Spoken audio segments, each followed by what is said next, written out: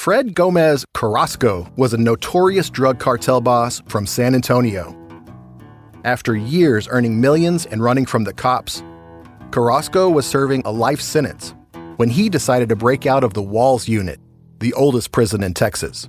Carrasco and two henchmen took over the prison library. They held teachers and librarians captive as Carrasco bartered for his freedom. Now there's only one way that these people will see the light again, and that's for you to cooperate.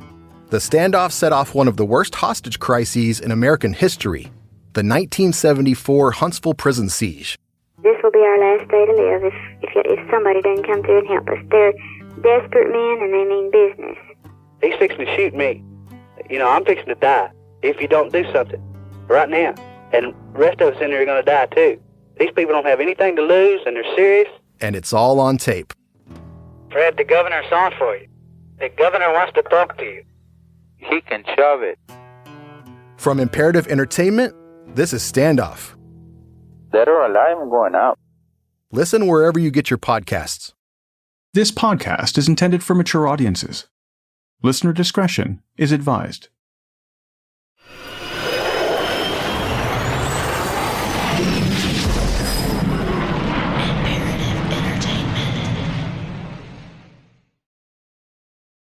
And now, an Action News special report. The subject, vampires.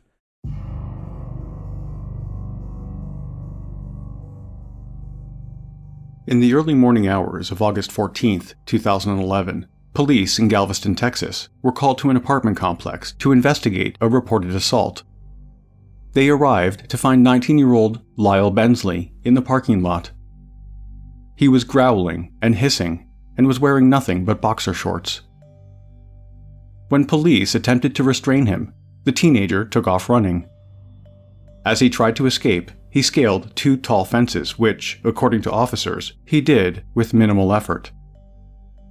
Bensley was cornered shortly after and taken into custody.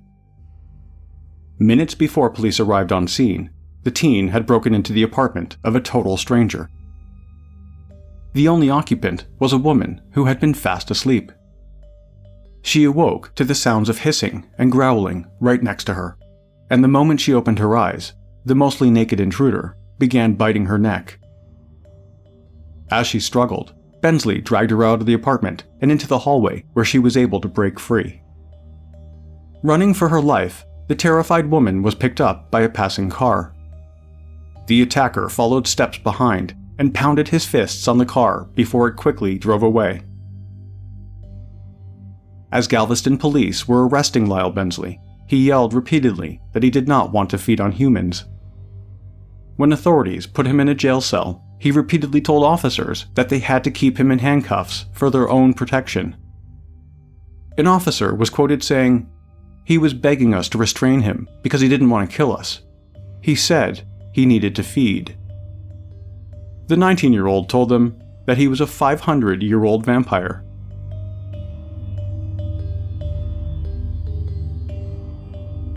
My name is Eric Crosby. Welcome to this episode of True.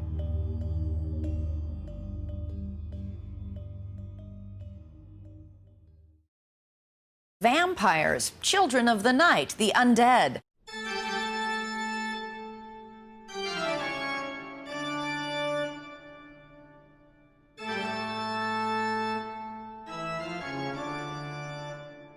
Vampires have been a part of folklore long before Bram Stoker's Dracula was published in 1897. While his book gave us the modern vision of vampires, the idea of evil bloodsuckers has been around for thousands of years. References have been found in art and literature from ancient Greece and Rome to Mesopotamia. Recently, the popularity of vampires has been ignited by movies such as the Twilight series and TV shows like True Blood and Buffy the Vampire Slayer. But sometimes, beyond folklore and entertainment, stranger-than-fiction cases are reported. In the Lyle Bensley case, the 19-year-old fortunately did not seriously injure his victim. The alleged 500-year-old vampire remained in custody on a $40,000 bond and was ordered to undergo a psychiatric evaluation.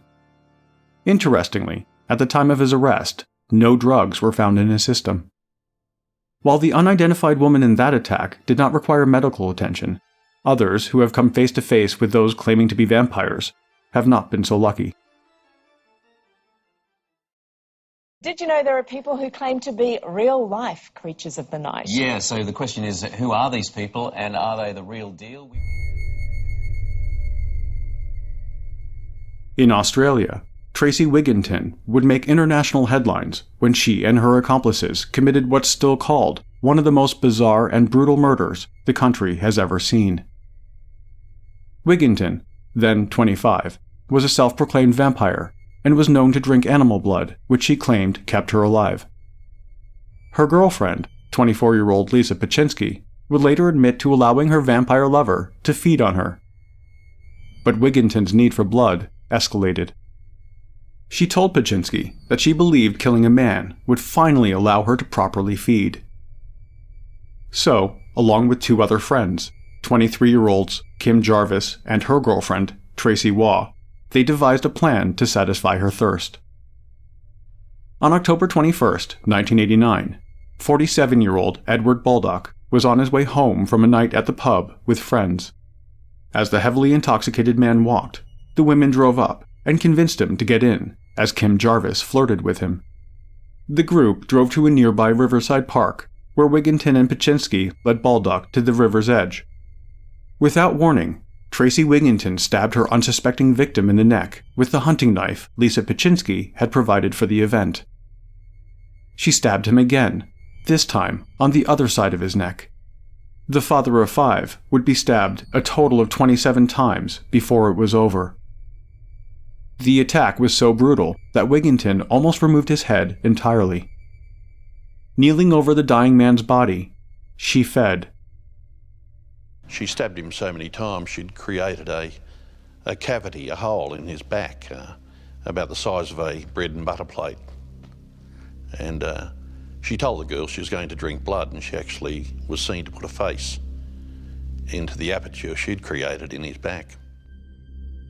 When she finished, she calmly walked over to the river to wash the knife and herself. She and the knife were drenched in blood. As clean as she could get, Wigginton went back to the car, and the group went on to their own homes.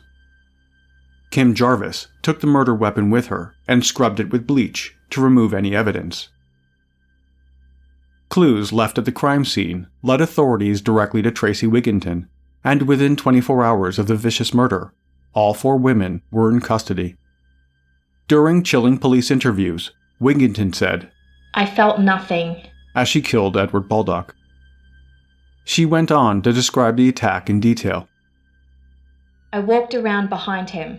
I took my knife out of my back pocket. He asked me what I was doing. I said nothing and stabbed him. He went up to grab my hand. I pushed his hand down, withdrew the knife and stabbed him in the side of the neck. I stabbed him in the other side of the neck, and I continuously stabbed him. I then grabbed him by the hair on his head and pulled back, stabbed him in the front of the throat, and at that stage he was still alive." Asked why they followed along, Lisa Pachinski said, "She had some sort of inner power. She can do strange things. She can make people disappear, except their eyes. She can read my mind. She can read my mind. She can read my mind." Dubbed the lesbian vampire killers by the media, Tracy Wigginton was the only one to plead guilty and was quickly sentenced to life in prison. The court has been told that Tracy Wigginton believed she was a vampire. She was involved in satanic worship, witchcraft and blood drinking. Her co-accused, Lisa Pachinski, said she could not eat solid food. She had to feed on blood. The other 3 pled not guilty, but only Tracy Waugh, who had waited in the car throughout the entire killing, was acquitted. For her part in convincing Edward Baldock to get in the car, Kim Jarvis was found guilty of manslaughter and sentenced to 18 years behind bars. Lisa Pachinski, who provided the murder weapon and was present for the initial attack, was found guilty of murder and given a life sentence. The jury took more than 2 days to find 2 of the women guilty of the slaying. Today they found Lisa Brzezinski guilty of murder and Kim Jarvis guilty of manslaughter. A former swimsuit model and naval officer create a body-positive ballet academy that ends up in a cold-blooded killing. A Brazilian supermom starts a cult-like family, adopting 37 children, and then she marries one of them. Then the children team up to brutally murder the husband, who's also the stepbrother? Wondery's new weekly series, Scamfluencers, tells the unbelievable true stories behind some of the world's most infamous scams. From Wondery, co-hosts Sarah Hagee and Sachi Cool unpack what drove these scammers to deceive others and how our culture allows them to thrive. You'll hear how these charismatic and captivating people executed their schemes, conning people out of their money and sometimes their lives. Each season, Scamfluencers will immerse you in the shocking tale of fraudsters, their victims, and what happens when the facade comes crashing down. Listen to Scamfluencers on Apple Podcasts, Amazon Music, Spotify, or you can listen early and ad-free by joining Wondery Plus in the Wondery app. Geico asks, how would you love a chance to save some money on insurance? Well, of course you would. After all, who doesn't love a great deal, right? And when it comes to great rates on insurance for all the things in your life, Geico can help. Like with insurance for your car, truck, motorcycle, boat, and RV. Even help with homeowners, condo, or renters coverage. You could save even more with a special discount when you bundle your coverages. Plus, the easy-to-use Geico mobile app available 24-hour roadside assistance and more. And choosing to switch to Geico becomes an easy choice. Switch today and see all the ways you can save with great rates and discounts. It's easy. Simply go to geico.com to get a rate quote or contact your local agent and get started seeing how much you could save.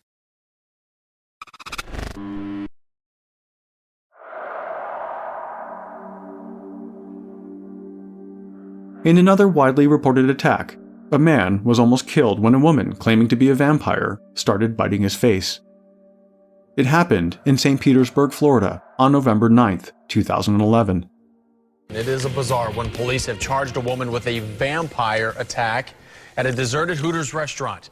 Officers say just after midnight. While taking shelter from the rain under the overhang of a vacant restaurant, 69-year-old Milton Ellis sat patiently in his motorized chair. He noticed a young woman nearby who had been caught in the rainstorm and invited her to wait it out with him. The woman told him that she was waiting for a family member to pick her up. The rain continued, and at some point, Milton Ellis fell asleep. He awoke to find the young woman on top of him, screaming, "I am a vampire. I'm going to kill you." The next thing he knew, she was biting into his face and arms. She had viciously bitten off chunks of flesh before he managed to escape and call police. When authorities arrived, they found 22-year-old Josephine Smith naked and drenched in blood. Detectives say Josephine Smith yelled she was a vampire and started biting the flesh from his lips and cheeks. His injuries were rather severe looking. They were bites upon the face. He had one particularly severe laceration to his lip that required stitches. She told officers that she couldn't remember attacking the man or how she ended up at the vacant restaurant to begin with. Smith was charged with felony aggravated battery and served 6 months in prison. 4 years later, in May 2015, Josephine Smith made headlines again when she attacked another person, this time with scissors. As she sat in the back of the police cruiser, she reportedly went on and on about vampires as she tried to kick out the windows.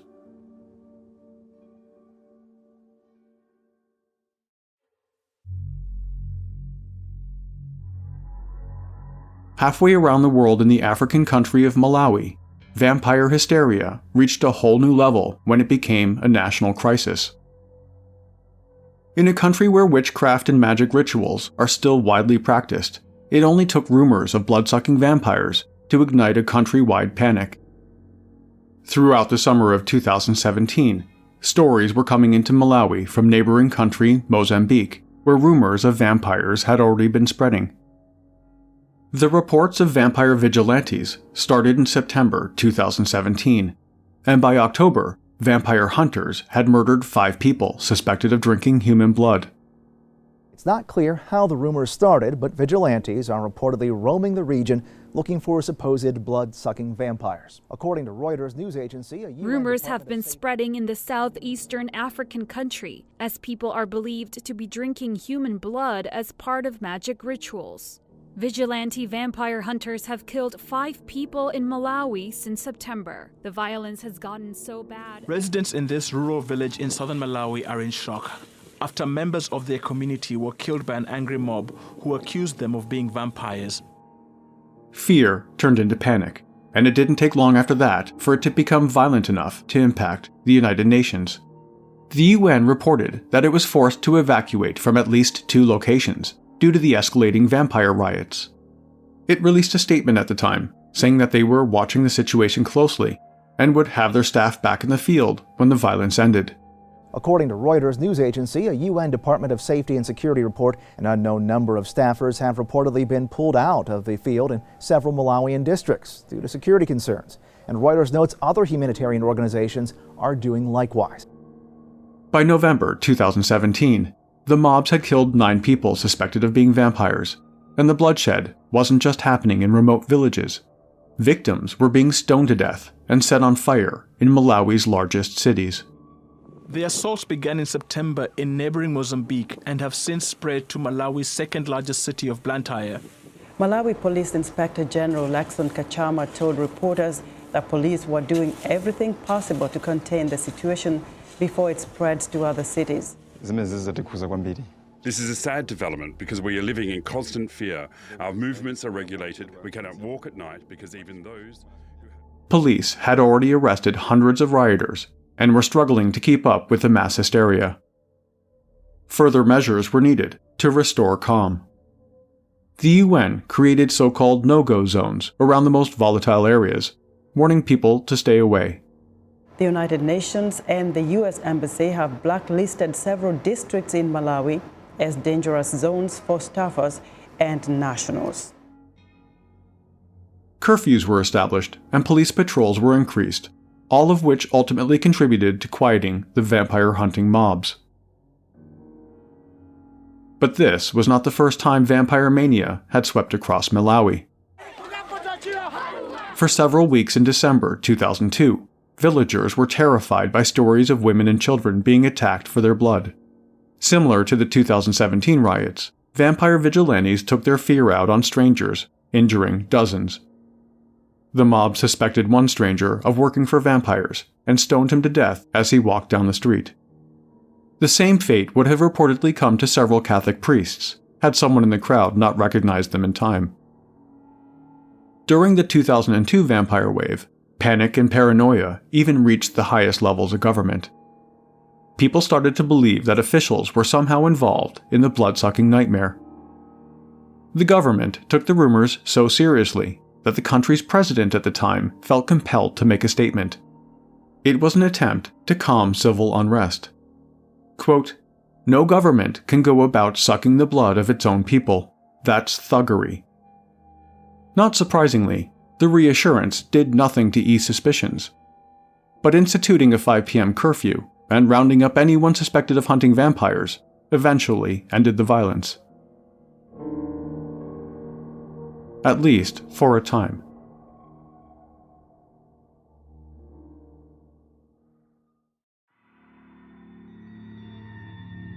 Back in the US, people continued to fall victim to vampire attacks. On November 8, 2016, an employee working the late shift at a grocery store in Concord, New Hampshire, was assaulted by a man claiming to be a vampire. As the female employee was recycling boxes outside the store, 21-year-old Jacob May approached her, asking if she needed any help. As he got closer, the man started yelling that he was a vampire and began running at her. At this point, the terrified woman ran back into the store, screaming for help. Just as she got the words out, Jacob May wrapped his arms around her, yelling, "Just touch me. I can save you." A moment later, another employee, hearing the struggle, ran over to help. Thomas Marr says the only thing he could think of was helping his coworker. as she was allegedly being chased through the Concord Co-op by 21-year-old Jacob May, who said he was a vampire. I thought it was some kind of cruel joke. She was just crying, and the man was physically grabbing her, had his arms around her, and so I went up to confront the man, and he immediately let go of her and engaged me. Marr says punches were thrown, and the two eventually ended up on the ground. He started babbling things, just didn't make any sense. The man didn't make sense. The general manager of the food co-op released a statement which called the incident disturbing and said that they are glad no one was hurt. When the police arrived, May informed them that he was a vampire and was quickly arrested.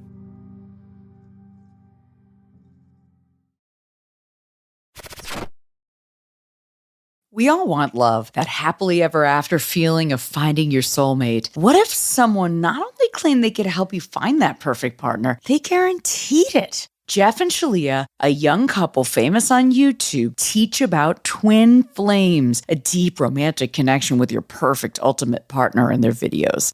It's a divine love. You're designed for no one else, and they're designed for no one else. But the path to finding your twin flame isn't so simple. Those who start to doubt the group are instructed to cut ties with friends and family that are holding them back and to corner and claim their twin flame through stalking and intimidation. By the time some members are able to leave the group, they don't even recognize themselves, and the harassment to rejoin makes them fear for their safety. From Wondery, Twin Flames is a podcast about what happens when the quest for love turns into a dangerous obsession. Follow Twin Flames on Apple Podcasts, Amazon Music, or you can listen early and ad-free by subscribing to Wondery Plus in Apple Podcasts or the Wondery app. Fred Gomez Carrasco was a notorious drug cartel boss from San Antonio. After years earning millions and running from the cops, Carrasco was serving a life sentence when he decided to break out of the Walls Unit, the oldest prison in Texas.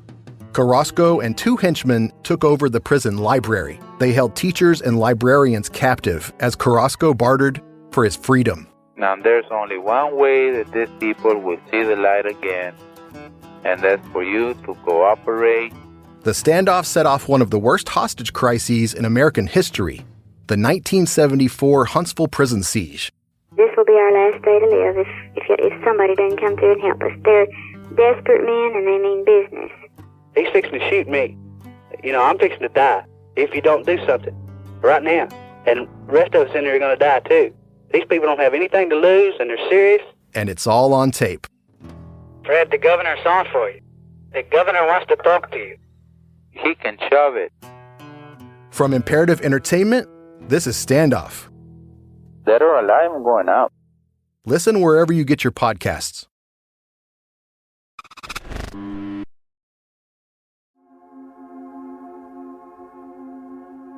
In the late 1920s, the German town of Dusseldorf became a victim of their own vampire killer.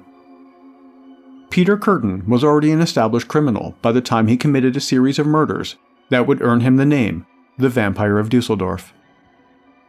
He was believed to be by many pure evil, and spent his entire life tormenting and abusing every living thing he came in contact with. At the age of 5, Curtin tried to drown a playmate. He failed that time, but would try it again 4 years later. When he was 9, he went out on a log raft with 2 schoolmates. Knowing that one of the boys couldn't swim, he pushed him off the raft. The second boy jumped in to save the other.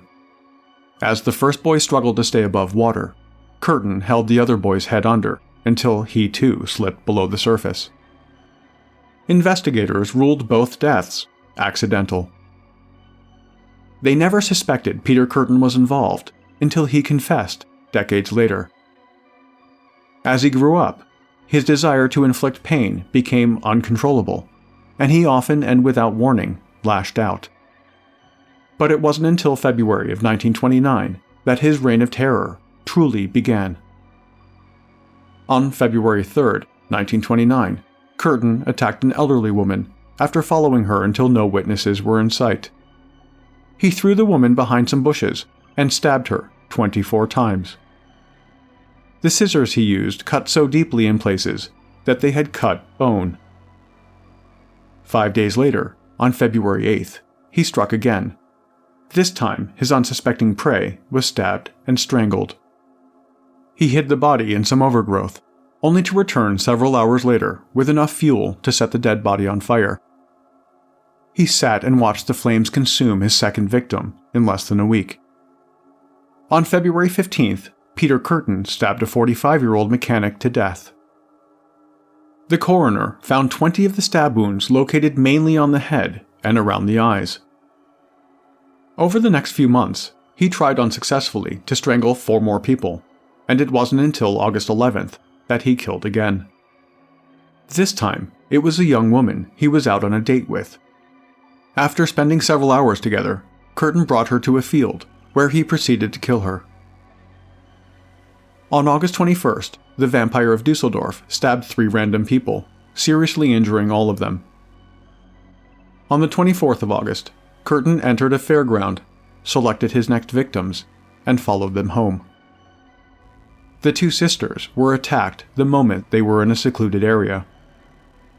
He picked up one of the girls by her neck and cut her throat open. He would later confess to police that he then sucked the blood from her wound. He did the same to the other girl.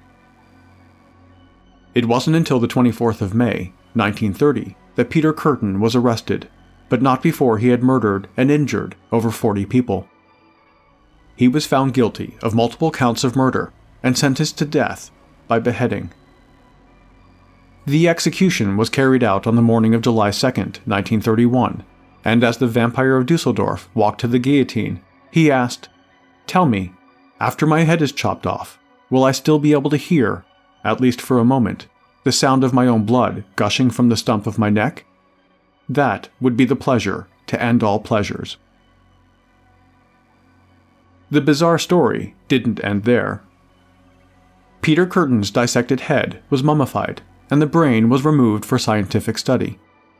Experts wanted to explain why the blood-sucking serial killer committed such perverse crimes.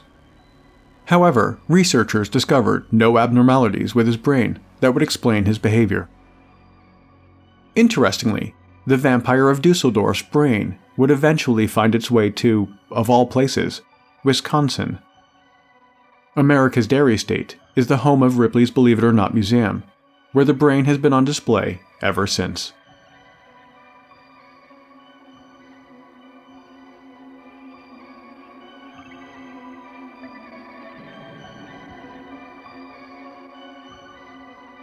True is a production of Imperative Entertainment.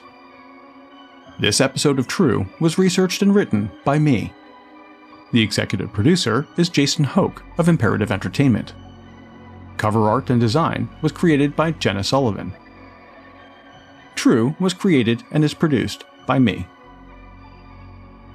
Comments? Questions? Get a hold of us at podcasts@imperativeentertainment.com. A huge thanks for listening, and for all of your amazing reviews and ratings.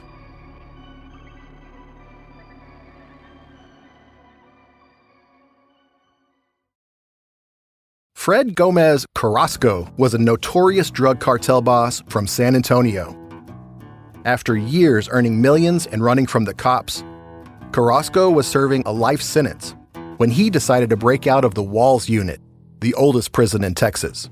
Carrasco and 2 henchmen took over the prison library. They held teachers and librarians captive as Carrasco bartered for his freedom. Now there's only one way that these people will see the light again, and that's for you to cooperate. The standoff set off one of the worst hostage crises in American history, the 1974 Huntsville prison siege. This will be our last day to live if somebody doesn't come through and help us. They're desperate men and they mean business. He's fixing to shoot me. You know, I'm fixing to die if you don't do something right now. And the rest of us in here are going to die too. These people don't have anything to lose and they're serious. And it's all on tape. Fred, the governor's on for you. The governor wants to talk to you. He can shove it. From Imperative Entertainment, this is Standoff. Dead or alive, I'm going out. Listen wherever you get your podcasts.